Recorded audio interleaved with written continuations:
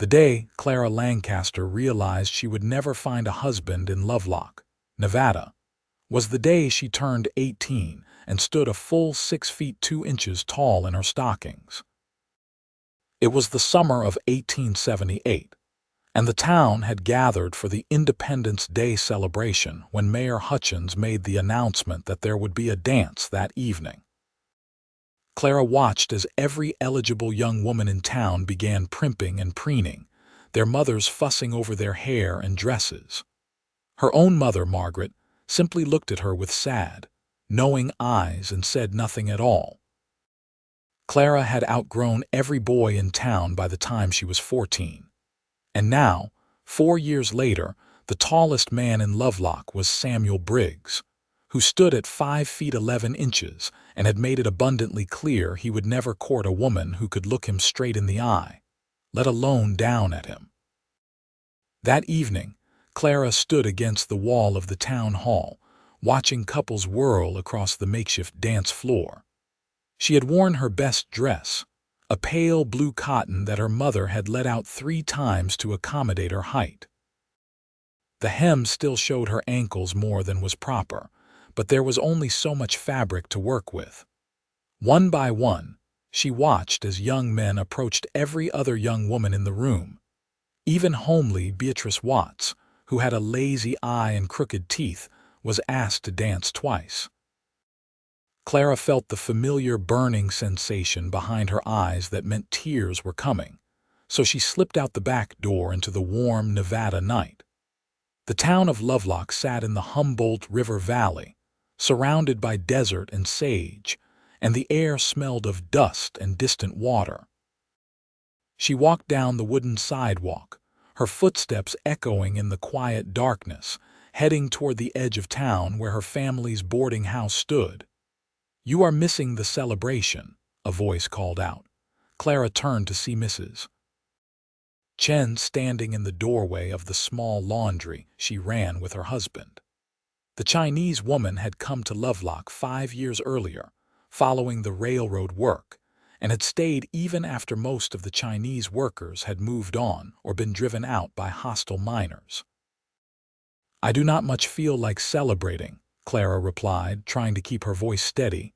Mrs. Chen stepped closer, her dark eyes kind in the lamplight spilling from her shop. "You think being tall is your curse. I think it is your blessing. The right man, he will see this." "There is no right man in this town, Mrs. Chen. There may be no right man anywhere. Give the world more time. You are young still. The world is bigger than Lovelock." Clara nodded politely and continued home, but she did not believe the older woman's words. She had heard the whispers, seen the way men looked past her as though she were invisible, or worse, as though she were some kind of curiosity, a circus attraction. She was too tall, too ungainly, too much. The Lancaster boarding house was a sprawling 2-story building that her father had built with his own hands 15 years ago, when Lovelock was still new and raw.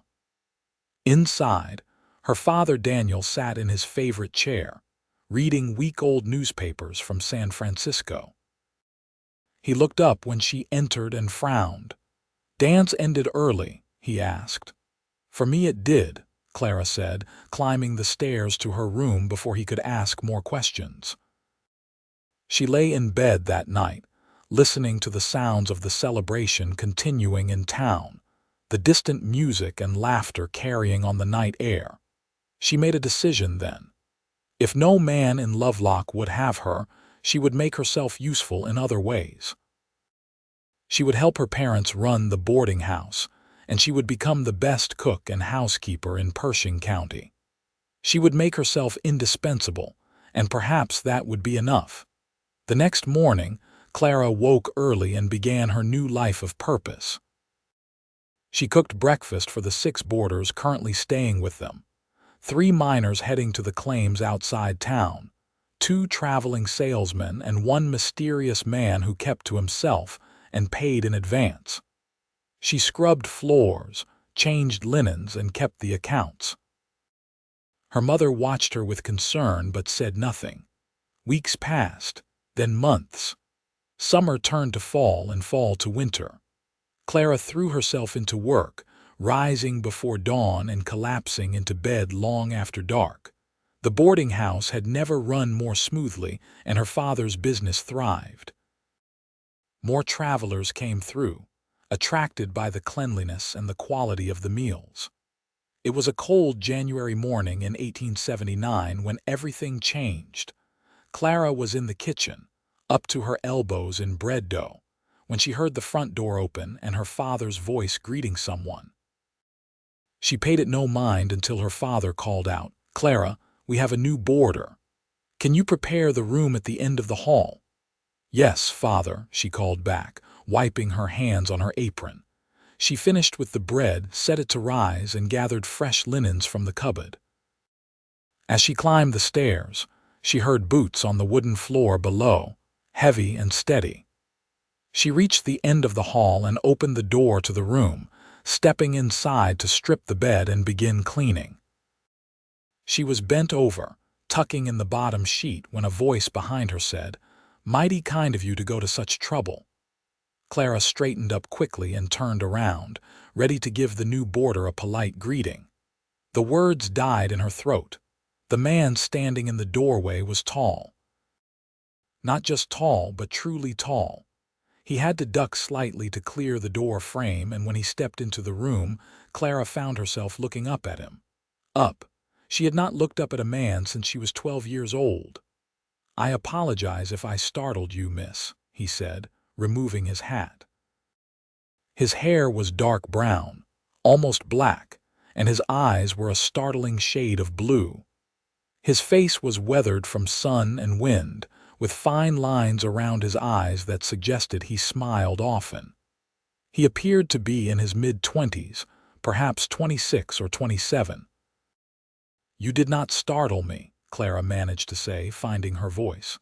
"I simply was not expecting anyone so soon. I am still preparing your room." "No rush," he said, setting down a well-worn saddle bag and a rifle case. "I will give you space to work. Your father said something about coffee." "Yes, there is coffee in the dining room and biscuits left from breakfast." "Much obliged." He paused at the doorway, turning back. "Name is Thomas Jefferson, but folks call me Tom." "Clara Lancaster," she replied. "My family runs this establishment." "Pleasure to make your acquaintance, Miss Lancaster." He settled his hat back on his head and left, his footsteps heavy on the wooden floor. Clara stood frozen for a moment, her heart beating strangely fast. She forced herself to return to work, finishing the bed with hospital corners the way her mother had taught her. She dusted the washstand, filled the pitcher with fresh water, and placed clean towels on the rack. All the while her mind raced. He was tall. He was so tall. And young and handsome, and he had looked at her like she was a normal woman, not a curiosity or a problem to be solved. She scolded herself for such foolish thoughts. He was a boarder, nothing more. He would stay a few days or weeks and then move on like all the others. She would do well to remember that. But when she came downstairs and saw him sitting at the dining table, his long legs stretched out in front of him, chatting easily with her father about cattle prices and railroad routes, she could not help but steal glances at him. He had to be at least 6 feet 5 inches, maybe 6 feet 6. His shoulders were broad, his hands large and capable looking. He wore the typical attire of a cowboy: denim pants, a worn work shirt, a leather vest, and boots that had seen many miles. "Clara made those biscuits you are enjoying," her father said, noticing her in the doorway. "Best cook in Lovelock, my daughter is." Tom looked up and met her eyes. "I believe it. These are fine biscuits, Miss Lancaster, light as air." "Thank you, Mr. Jefferson," she said, feeling heat rise to her cheeks. She quickly retreated to the kitchen.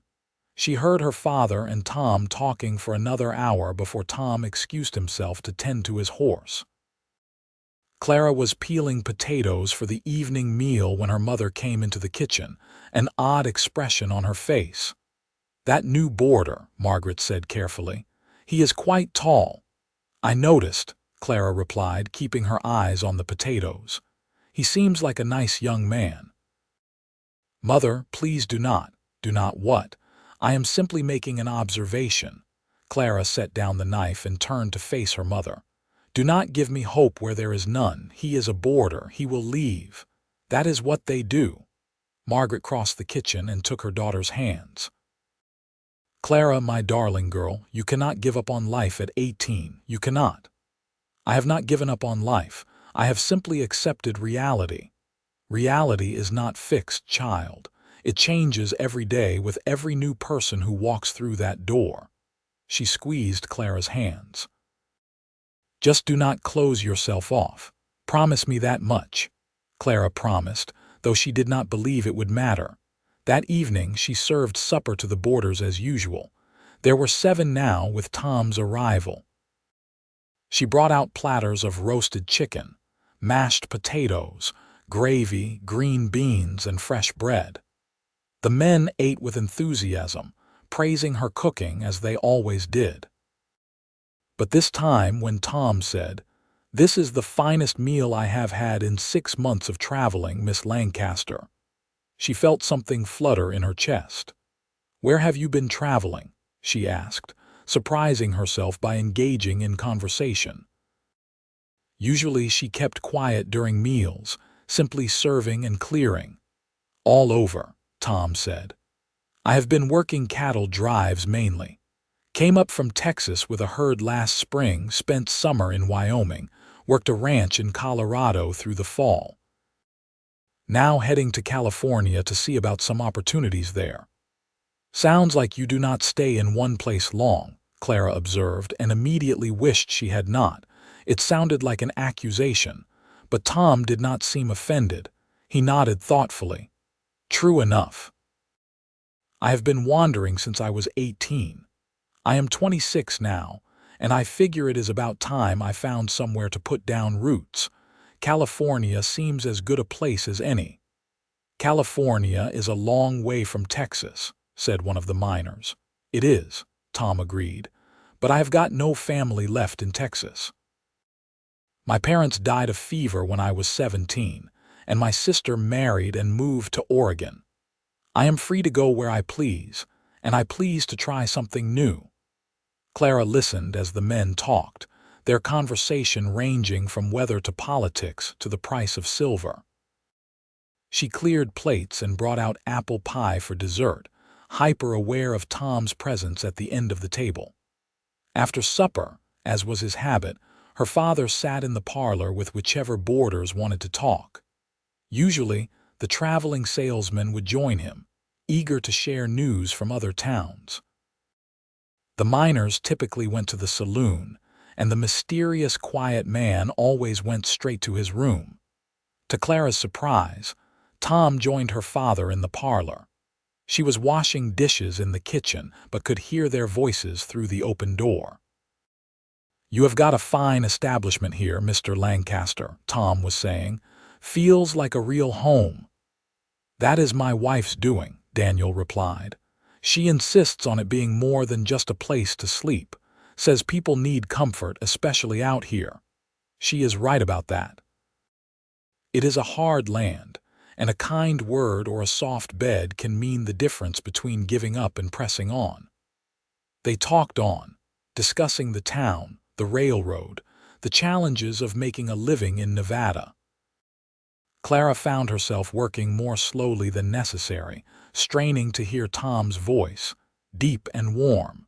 She was disgusted with herself. She was acting like a silly schoolgirl, not a grown woman of 18 who had already accepted her fate, but she could not seem to help it. That night, lying in bed, she allowed herself a brief fantasy. She imagined Tom asking her to walk with him, to show him the town. She imagined him looking at her the way men looked at other women, with admiration and desire. She imagined him saying he would stay in Lovelock, that he had found a reason to put down those roots he had mentioned. Then she reminded herself that fantasies were useless, and forced herself to sleep. The next morning, Clara rose before dawn as always and began preparing breakfast. She was frying bacon when Tom appeared in the kitchen doorway, fully dressed. "You are up early, Mr. Jefferson," she said, startled. "Force of habit from the cattle drives," he replied. "Once you have spent months rising before the sun to get a herd moving, you cannot seem to break the pattern. I was hoping I might trouble you for some coffee before the formal breakfast. Of course. Sit down." Clara poured him a cup from the pot she had already brewed and set it before him at the small kitchen table she used for meal preparation.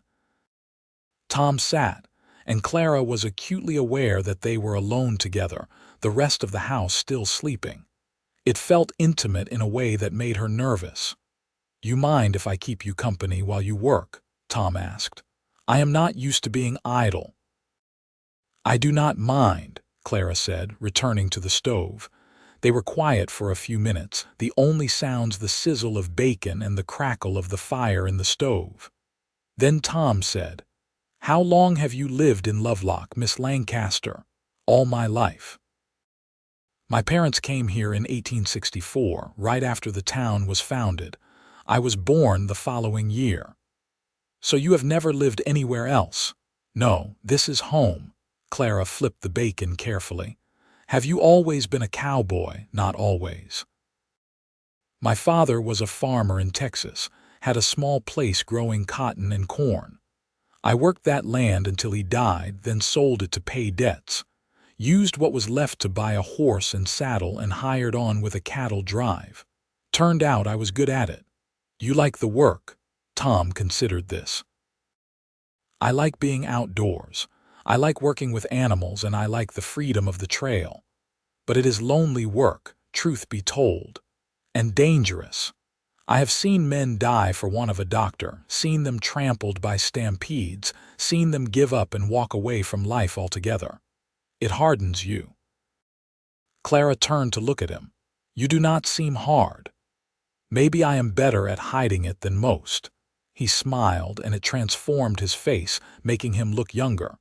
"Or maybe your mother's cooking and your family's kindness is softening me up already." "I did the cooking last night," Clara said before she could stop herself. "I know," Tom said quietly. "Your father told me. I wanted to make sure I thanked the right person." Their eyes met, and Clara felt that flutter again, stronger this time. She quickly turned back to the stove, her hands trembling slightly as she removed the bacon from the pan. Tom finished his coffee and stood. "I should let you work in peace. Thank you for the coffee, Miss Lancaster." "You are welcome, Mr. Jefferson." After he left, Clara had to sit down for a moment, her legs suddenly weak. This was dangerous. She was letting herself feel things, hope for things, and that way lay heartbreak. But over the following days, she found it impossible to guard her heart the way she intended. Tom was always polite, always respectful, but he also seemed to seek out her company. He would appear in the kitchen in the mornings for coffee and quiet conversation. He would linger after meals to compliment her cooking and ask about her day. He would help her carry heavy items without being asked, and once, when she was struggling to reach something on a high shelf, he had appeared behind her and retrieved it easily, his height making the task simple. "Perfect height for me," he had said with a grin, handing her the jar of preserves. Clara had frozen, staring at him. "What did you say?" "The shelf. Perfect height for me. I know it is too high for most folks, but I have been tall my whole life. Finally, an advantage to it." "You consider your height an advantage?" Clara asked carefully. Tom looked surprised. "Well, sure. I mean, it has its challenges. Finding pants that fit, doorways that try to kill me, beds that are too short. But overall, yes, it is useful in my line of work. Easier to handle cattle, rope from horseback, that sort of thing." "Why do you ask?" Clara shook her head. "No reason." But that night she thought about his words. He considered his height an advantage. He had been tall his whole life and had made peace with it, even found ways to value it. The concept was so foreign to her experience that she could barely process it. A week passed, then another.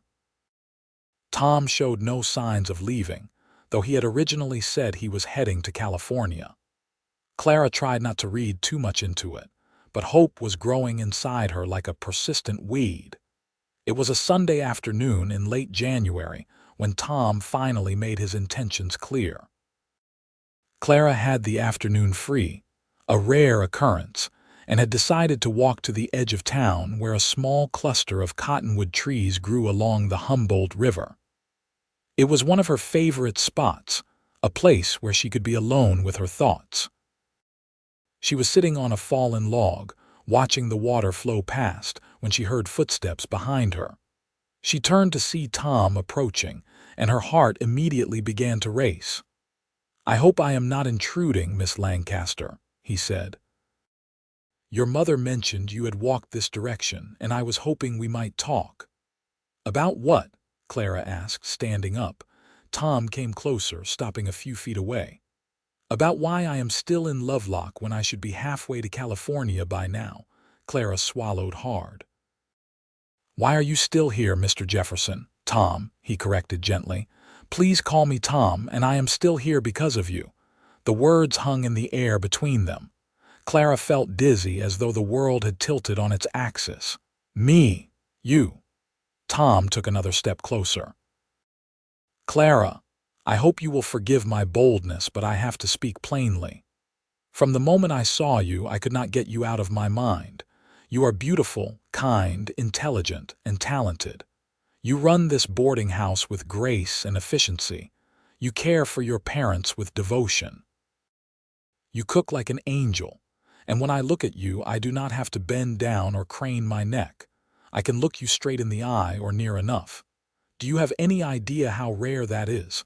How wonderful?" Clara's breath caught in her throat. "Tom, let me finish," he said, his voice urgent. "I know I am just a drifter, a cowboy with no home and no prospects, but I have saved money and I have skills. I can find work anywhere. I can build a life, and I want to build it here in Lovelock if you will give me a reason to stay. You want to stay, for me." Clara's voice was barely a whisper. "For you," Tom confirmed. "If you will have me. I am not proposing marriage right this minute, you understand. I know we barely know each other. But I am asking permission to court you properly, to see if what I feel might be something you could feel too." Clara felt tears streaming down her face before she realized she was crying. "Every man in this town has made me feel like a freak, like something wrong and unnatural. They look past me or through me, never at me. And then you walk into my father's boarding house and you look at me like I am normal, like I am just a woman worth knowing." "You are not just anything," Tom said fiercely. "You are extraordinary, and if the men in this town could not see that, they are fools." "I am too tall," Clara said, the words she had thought 1,000 times finally spoken aloud. "No," Tom said firmly. He closed the distance between them and took her hands in his. His hands were warm, rough with calluses, and they completely engulfed hers. "You are not too tall. You are the perfect height for me." Clara looked up at him, this man who stood nearly half a foot taller than her, who made her feel small and feminine in a way she had never experienced. "I do not know what to say. Say you will let me court you. Say you will give me a chance to prove that I am serious. Say you will not send me away." "I will not send you away," Clara said, laughing through her tears. "Yes, Tom, yes, you may court me." The smile that broke across Tom's face was like the sun coming out from behind clouds. "You have made me the happiest man in Nevada, Clara Lancaster." He lifted her hands to his lips and kissed them gently, a gesture so tender and respectful that Clara felt her heart swell with emotion. They stood there by the river, hands clasped, grinning at each other like fools. "I suppose we should get back," Clara finally said, "before my parents send out a search party." "I suppose we should," Tom agreed, but he did not immediately release her hands. Clara, I want you to know something. I have been with other women before. Nothing serious, just the kind of encounters a traveling man has. But I have never felt about anyone the way I feel about you. This is real for me. This matters. It matters to me too, Clara said softly. I had given up hope of ever finding someone. I thought I would spend my life alone, or worse, as some man's reluctant burden. You could never be a burden, Tom said. You are a gift. They walked back to town together, not touching but close enough that Clara could feel the warmth radiating from his body. When they reached the boarding house, her parents were sitting on the porch, and Clara could tell by the knowing look on her mother's face that she had suspected something like this might happen. Mr. Jefferson, Daniel said, standing up. Might I have a word? Of course, sir, Tom replied. Clara went inside with her mother, who immediately pulled her into the kitchen and demanded to know everything. Clara found herself spilling the whole story, the words tumbling out in a rush. Her mother listened with shining eyes, occasionally wiping away happy tears. I knew it, Margaret said triumphantly. From the moment he walked in, I knew he was different, the way he looked at you, Clara. No man has ever looked at you that way. What if he changes his mind? What if he realizes I am too much trouble, too different? He will not, her mother said confidently. That man is in love with you or very close to it. I have been married for 20 years. I know what love looks like. It has only been 2 weeks, Mother. He cannot possibly love me yet. Sometimes you know, Margaret said simply. Your father knew after 3 days. He proposed after 2 weeks.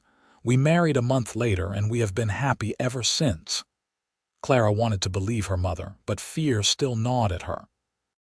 She had spent so many years building walls around her heart that tearing them down felt dangerous, terrifying.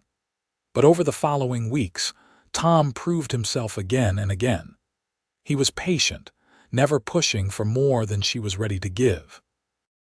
He courted her properly, asking Daniel's permission before taking her on walks or sitting with her in the parlor. He attended church with the family on Sundays, even though Clara suspected he was not particularly religious. He found work at a nearby ranch, proving that he meant to stay, at least for now. The town noticed, of course. People gossiped. Clara heard the whispers when she went to the general store or the post office. Some people were happy for her, like Mrs. Chen, who squeezed her hand and said, I told you the right man would come. Others were less kind. She overheard Samuel Briggs, the tallest man in town until Tom's arrival, saying to a friend, I suppose freaks of nature have to stick together. The words stung, but when Clara told Tom about it that evening, he simply laughed. Let them talk. They are jealous because they missed their chance with the most remarkable woman in Lovelock. Tom made her feel remarkable. He noticed things about her that no one else ever had.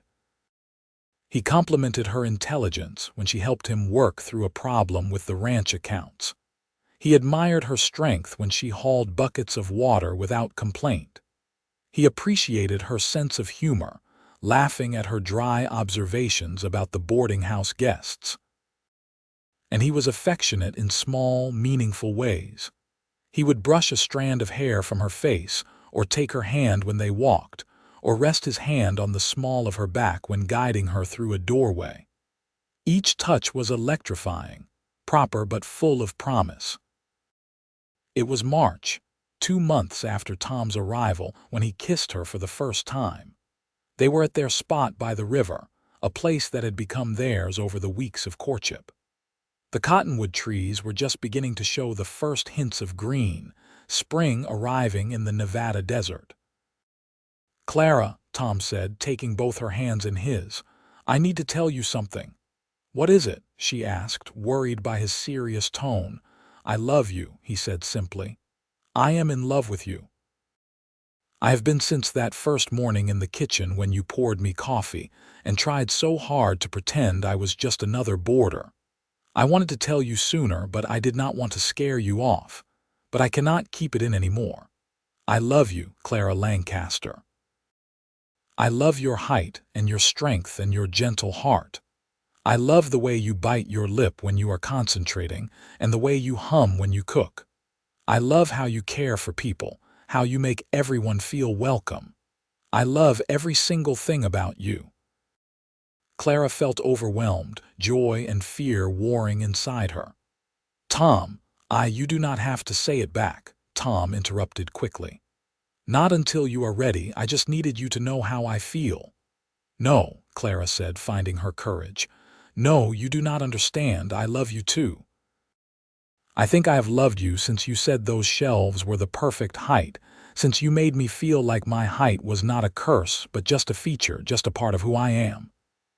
It is a feature, Tom said, pulling her closer. A beautiful feature. Like your eyes or your smile, or the way you move through the world with such grace despite thinking you are ungainly. I am ungainly, Clara protested. You are graceful, Tom countered. You just never had anyone tell you so before. And then he lowered his head and she raised hers, and their lips met in a kiss that was soft and sweet and full of promise.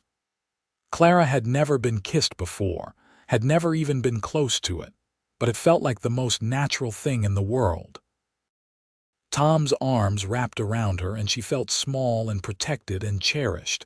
When they finally pulled apart, both breathing hard, Tom rested his forehead against hers. "Marry me," he whispered. "What? Marry me, Clara? I know it is fast, but I am sure. I am more sure of this than I have ever been of anything. I want to spend my life with you. I want to build a home with you, raise children with you, grow old with you. Say yes.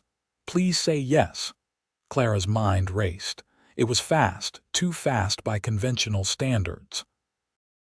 They had known each other for 2 months, but her mother had married her father after 2 weeks and they were happy.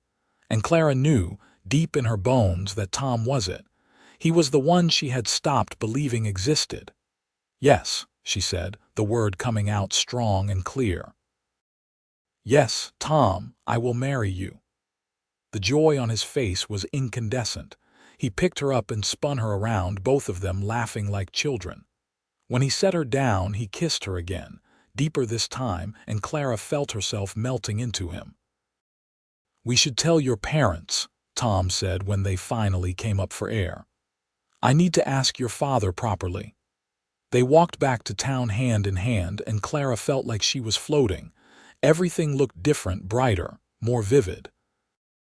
The desert that had always seemed harsh and brown now looked beautiful in the late afternoon light. Daniel was working in his small office when they arrived, and Tom asked to speak with him privately. Clara and her mother waited in the kitchen, holding hands, listening to the low rumble of male voices from the other room. After what felt like an eternity but was probably only 10 minutes, Daniel emerged with Tom behind him. Daniel looked serious, but there was a glint of humor in his eyes. "Clara, Mr. Jefferson has asked for your hand in marriage," Daniel said formally. "He assures me he can provide for you, though his prospects are admittedly uncertain. He promises to be faithful, hard-working, and devoted. He seems sincere in his affection for you." "Father," Clara began, but Daniel held up a hand. "I am not finished. He also promises that if you say yes, he will never make you feel less than the extraordinary woman you are. That promise alone is worth more to me than any ranch or gold mine." Daniel's expression softened. "He has my blessing, Clara. The question is, do you want to marry him?" "I do," Clara said, moving to Tom's side. "More than anything." Margaret burst into tears, happy ones, and pulled them both into a fierce hug. Daniel shook Tom's hand, his grip firm. "Welcome to the family, son. Take care of my girl." "With my life," Tom promised. The wedding was planned for May, giving them 2 months to prepare. It was a whirlwind of activity. Margaret insisted on making Clara a proper wedding dress, something beautiful that would show off her height rather than hide it. They chose a pattern with a fitted bodice and a full skirt. made from ivory silk that cost more than Daniel wanted to pay, but he paid anyway, saying his only daughter would have the best. Tom found more regular work at the ranch, and the owner, a man named Carson Mitchell, was so impressed with Tom's skills that he offered him a permanent position as foreman. The job came with a small house on the property, 2 rooms and a kitchen, but it was theirs. Tom spent his evenings fixing it up, painting walls, repairing the roof, building furniture. Clara helped when she could, though her mother still needed her at the boarding house. She would pack a basket of food and ride out to the ranch on Sunday afternoons, and she and Tom would work together, planning their future. They talked about everything, how many children they wanted. Tom said 6, Clara said 4. They agreed to see what happened, where they would eventually settle, maybe stay near Lovelock, maybe move to California after all. What kind of life they wanted to build: simple, honest, full of love.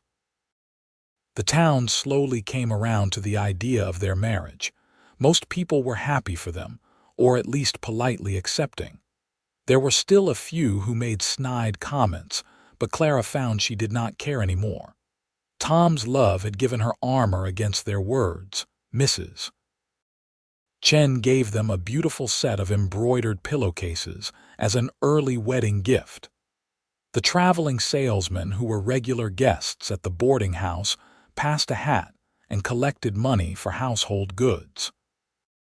Even the mysterious quiet man, who turned out to be a retired cavalry officer named Lieutenant Morrison, gave them a silver picture frame that had belonged to his late wife. The night before the wedding, Clara's mother came to her room and sat on the bed beside her. "Are you nervous?" Margaret asked. "Terrified," Clara admitted, "and excited and happy and scared all at once." "That is normal," her mother assured her. "Marriage is a big step, but Clara, I want you to know how proud I am of you. You have been through so much, felt so much pain, and you did not let it make you bitter. You kept your heart open enough to let Tom in. That took courage." "I did not feel courageous. I felt desperate and foolish." "Courage and desperation often look the same," Margaret said with a smile. "Now, about tomorrow night, Mother, please," Clara said, blushing furiously. I know this is awkward, but there are things you need to know." Margaret proceeded to give Clara a somewhat clinical explanation of what would happen on her wedding night. Clara wanted to disappear into the floor, but she also appreciated her mother's frankness. When Margaret was finished, she hugged Clara tightly.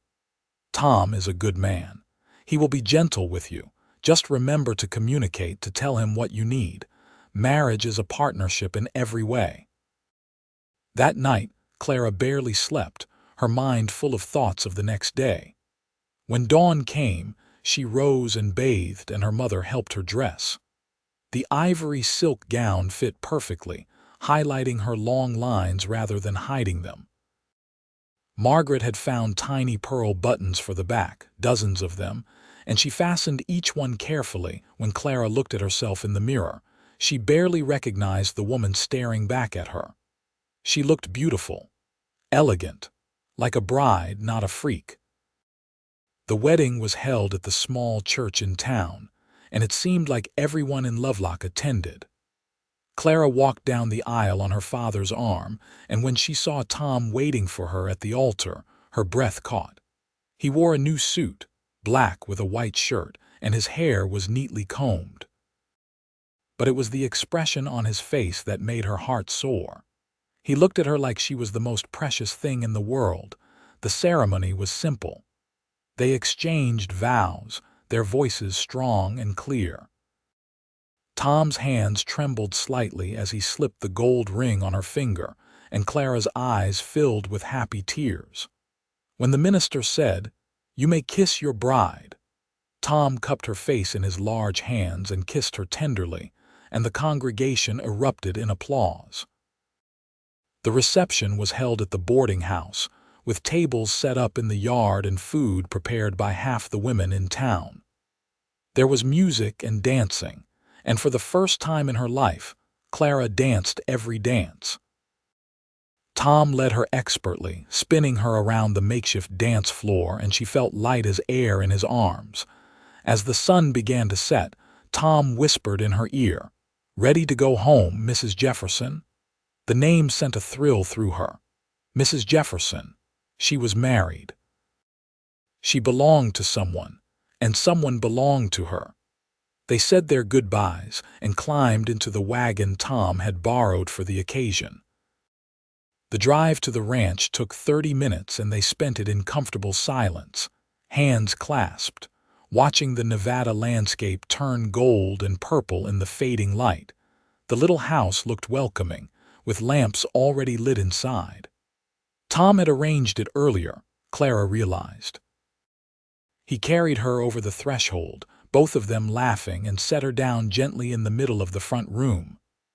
"Welcome home," he said softly. Clara looked around at the simple furnishings, the clean swept floor, the curtains she had made herself. "It is perfect." They stood awkwardly for a moment, the weight of what came next hanging between them. Then Tom said, "Clara, we do not have to. If you are not ready, we can wait. I will not push you." "I am ready," Clara said, and she was. She was nervous, yes, but she trusted Tom completely. He took her hand and led her to the small bedroom, where he had made up the bed with the new linens and Mrs. Chen's embroidered pillowcases. He helped her with the pearl buttons on her dress, his fingers clumsy but gentle. She helped him with his collar and shirt studs.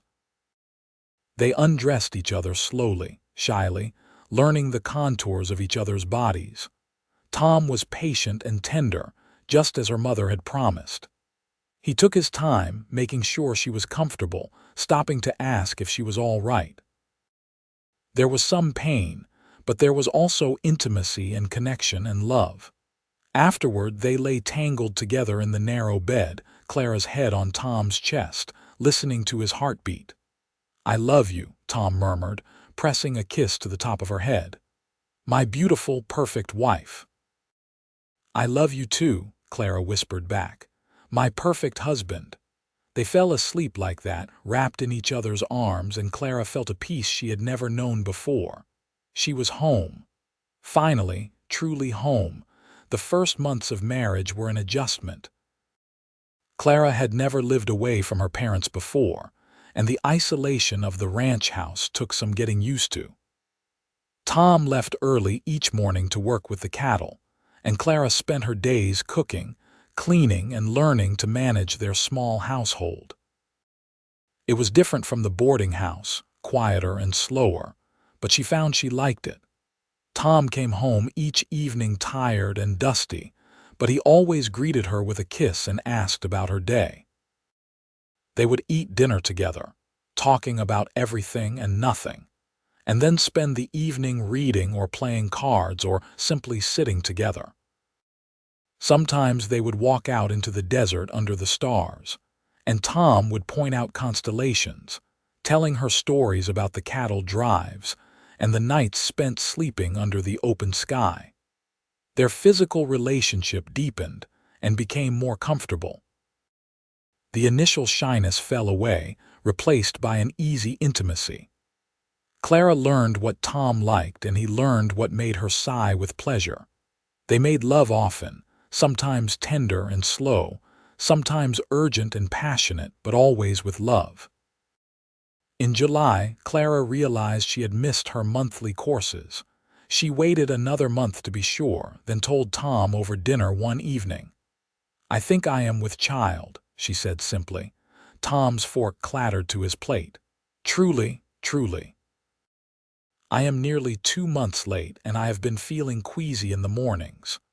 Tom was around the table in an instant, pulling her into his arms. "A baby, we are going to have a baby." "We are," Clara confirmed, laughing at his enthusiasm. "Are you happy?" Tom asked, pulling back to look at her face. "I know we said we would wait a bit, but I am happy," Clara assured him. "Surprised, but happy." "I am going to be a father," Tom said wonderingly. "I am going to have a family again." The pregnancy was relatively easy, for which Clara was grateful. She tired more easily and could not stand the smell of frying bacon, but otherwise she felt well.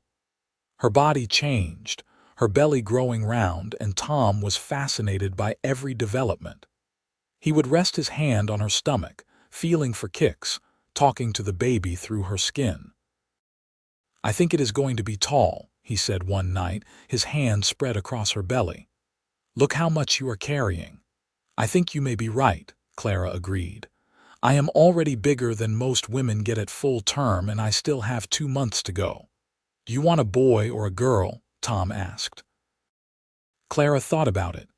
"I do not think I care as long as the baby is healthy. What about you?" "Same. Though I think a daughter would be nice. A tall, strong, beautiful daughter just like her mother, or a tall, handsome son just like his father," Clara countered. "Either way, this child is going to be loved beyond measure," Tom said firmly. In February of 1880, Clara went into labor. It was a long, difficult birth. The baby was indeed large, and Clara's height, while it had its advantages, did not make childbirth any easier. Her mother came to help, along with the local midwife, Mrs. Patterson. Tom paced outside, not allowed in the birthing room but refusing to leave the house. After 18 hours of labor, Clara finally delivered a healthy baby boy. He was huge, nearly 10 pounds, with a shock of dark hair and his father's blue eyes. When Mrs. Patterson handed him to Clara, she felt overwhelming love crash over her like a wave. Tom was brought in, and he stared at his son with wonder. "He is perfect," Tom whispered, touching the baby's tiny hand. The baby's fist closed around Tom's finger. "What should we name him?" Clara asked. They had discussed names but had not decided. Now, looking at her son, Clara knew. "Daniel Thomas Jefferson," she said, "after both our fathers." "Daniel Thomas Jefferson," Tom repeated. "I like it. Danny for short." "Danny," Clara agreed. Danny was a good baby, though his size made everything challenging. He grew rapidly, needing new clothes every few weeks. But he was happy and healthy, and Clara and Tom adjusted to parenthood with a mixture of joy and exhaustion. The ranch continued to do well, and Carson Mitchell gave Tom a raise and more responsibility. They saved money carefully, planning for the future. When Danny was 6 months old, Tom came home with news. "Mitchell is getting old," Tom said over dinner. "He told me today that he is thinking about selling the ranch in a few years, and he wanted me to know first. He said if I could come up with the money, he would give me a fair price." "You want to buy the ranch?" Clara asked. "I do. I have been thinking about it for a while. This could be our future, Clara, our legacy to pass down to Danny and any other children we have. What do you think?" Clara considered. She had never imagined herself as a rancher's wife, but then again, she had never imagined a lot of things that had become her reality. "How much money would we need?" They spent the next hour going over figures, calculating what they would need to save and what they could potentially borrow. It was a huge undertaking, but it was possible if they were careful and worked hard. "Let us do it," Clara said finally. "Let us build something of our own." They threw themselves into saving. Clara took on extra work, sewing for other ranch families and baking bread to sell in town.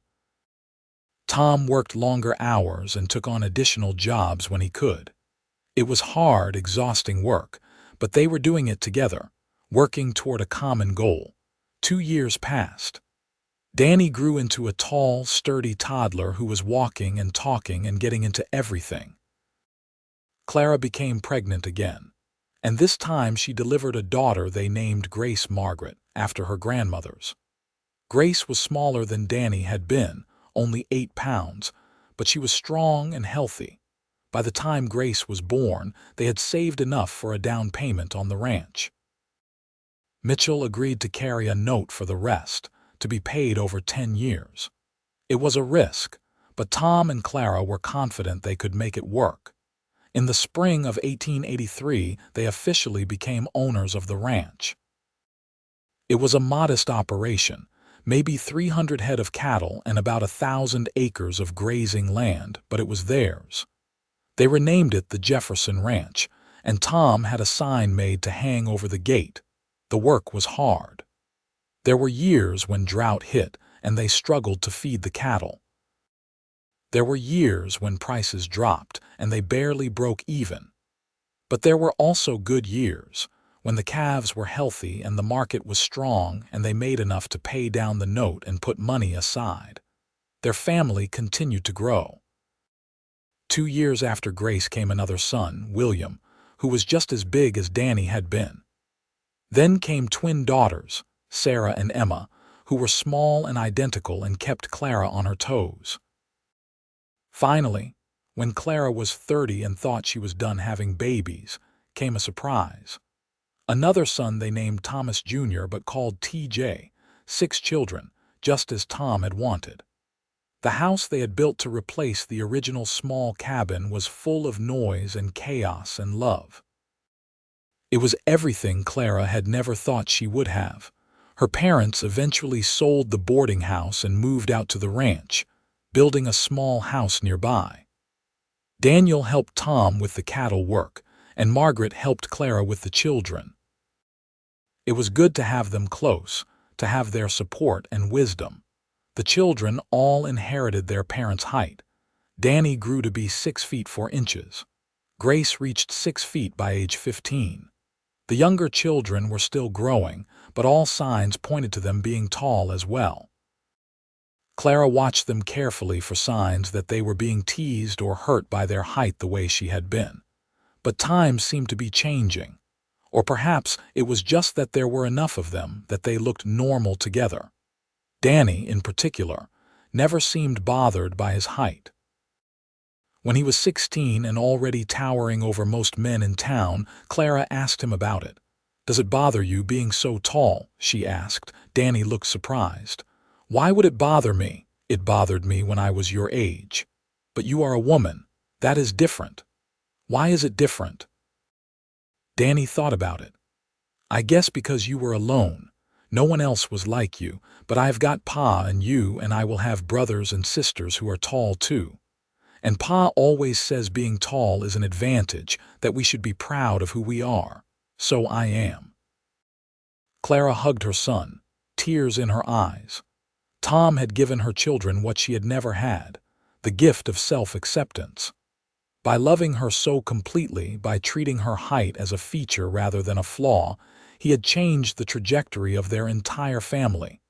The years passed, as years do. The children grew and eventually left home, one by one. Danny took over more and more of the ranch operations, preparing to take over completely someday. Grace married a tall young man from California and moved to San Francisco. William became a veterinarian, studying in Denver, and then returning to Lovelock to open a practice. Sarah and Emma married brothers, twin brothers who were tall and blonde and Swedish, and all 4 of them settled on a farm nearby. TJ, the youngest, surprised everyone by going to college and becoming a teacher. Tom's hair turned gray and his face became more lined, but he was still strong and capable. Clara's body changed too, softened by age and childbearing, but she was healthy and active. They worked side by side, running the ranch, raising their children, building a life. On their 25th wedding anniversary, Tom planned a surprise. He took Clara back to the spot by the river where he had first told her he loved her, where he had proposed. The cottonwood trees were bigger now, providing more shade, but the river still flowed just as it always had. 25 years, Tom said, taking Clara's hands. A quarter of a century, and I love you more now than I did on our wedding day. I love you too, Clara said. You gave me everything I thought I could never have. A husband, a family, a home, a life. You gave me those things too, Tom countered. I was a drifter, Clara. I had no roots, no purpose beyond the next job, the next town. You made me want to stay, to build something, to be someone worth being." "You were always worth being," Clara said softly. "Maybe, but you made me believe it." Tom pulled a small box from his pocket. "I got you something." Inside was a delicate gold locket. Tom opened it to show two tiny photographs inside, one of him and one of Clara, taken a few years earlier. "So you can keep me close to your heart," Tom said, fastening it around her neck. Clara touched the locket, feeling the weight of it. "Thank you. It is beautiful. Not as beautiful as you." They stood there in the shade of the cottonwoods, holding each other, gray-haired and middle-aged and still deeply in love. Clara thought back to that 18-year-old girl who had given up hope, who had thought she would spend her life alone. She wished she could tell that girl that everything would be all right, that the right man would come, that he would say, "Perfect height for me," and mean it with his whole heart. But that girl could not have understood. She had to live through it, experience it, to believe it was real. More years passed. Their first grandchild was born, then a second, then a third. The Jefferson family grew and spread throughout Nevada and beyond. Tom and Clara became the patriarch and matriarch of a large, sprawling, happy family. When Tom was 65, he officially turned the ranch over to Danny, though he still helped out when he could. He and Clara spent more time traveling, visiting their children and grandchildren, seeing parts of the country they had never seen before. On a spring day in 1909, when Clara was 64 and Tom was 71, they returned to Lovelock for a town celebration. The old church was having its 50th anniversary, and as longtime members, they had been invited to attend. Walking through the town, Clara was struck by how much had changed. There were automobiles now, though not many. The railroad had expanded, bringing more people and commerce. The old boarding house was still standing, though it was a hotel now under different ownership. The town had grown, prospered, become less rough around the edges, but some things had not changed. The Humboldt River still flowed through the valley. The desert still stretched out in all directions, harsh and beautiful. The church still stood on the corner of Main Street, white-painted and simple. At the celebration, Clara saw faces she had not seen in decades. Samuel Briggs was there, fat and prosperous, married to a tiny woman who looked miserable. He avoided Clara's eyes. Mrs.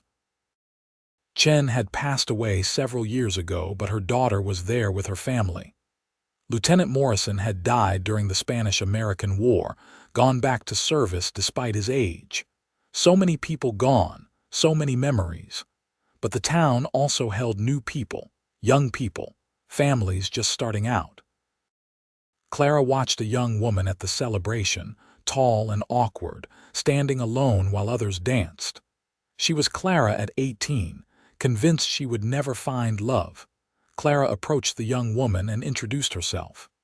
"You look like I did at your age," she said kindly. The young woman, whose name was Jane, looked surprised.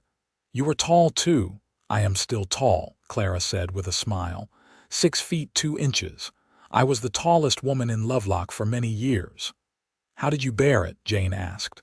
"Everyone stares at me. The men all avoid me. I feel like a freak." "I felt that way too," Clara admitted. "Until I met my husband. He is taller than me, but that was not really what mattered.